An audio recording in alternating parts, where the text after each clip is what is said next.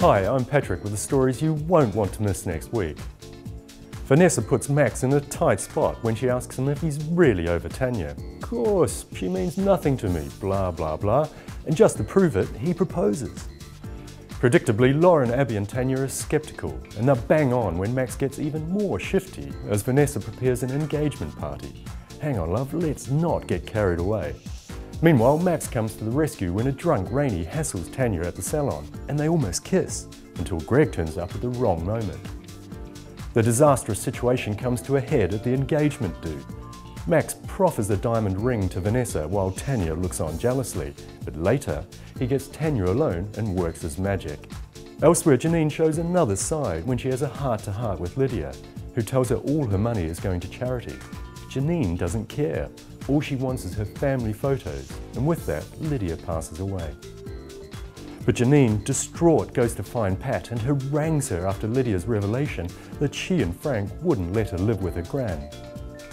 Janine's genuinely heartbroken, so you almost feel sympathy when the police question her about Lydia's death.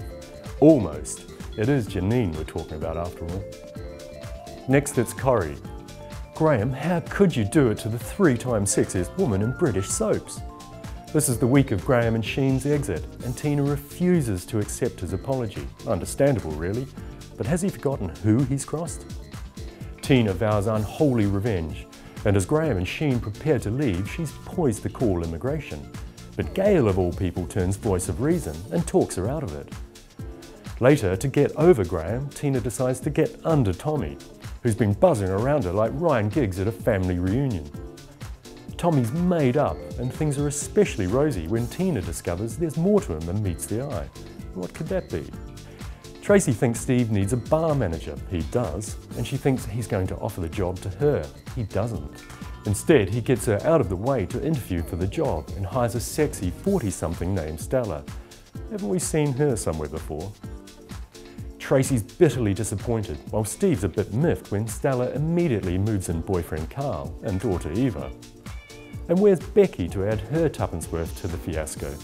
She's holed up in a hotel room drinking herself into oblivion. Finally, it's Emmerdale. The full reality of life after Jackson is setting in for Aaron and Hazel, and they tearfully watch his final video message to them. Life in Dale Head can never be the same. Their despondency isn't helped when Ashley refuses to conduct the funeral because of the way he died. Ashley does arrange for another vicar to handle proceedings, but Hazel can't grieve with the charge of murder hanging over her. Chaz suggests Aaron moves back in with her, but Patty tells him he shouldn't feel forced to move out.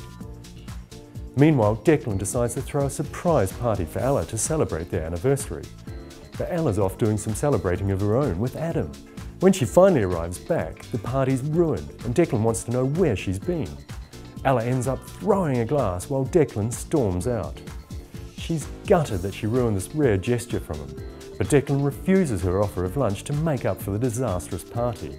Mia hints to Declan that Ella may be looking elsewhere, and the rattled cougar suggests to Adam they should have one last goodbye. Is that really wise?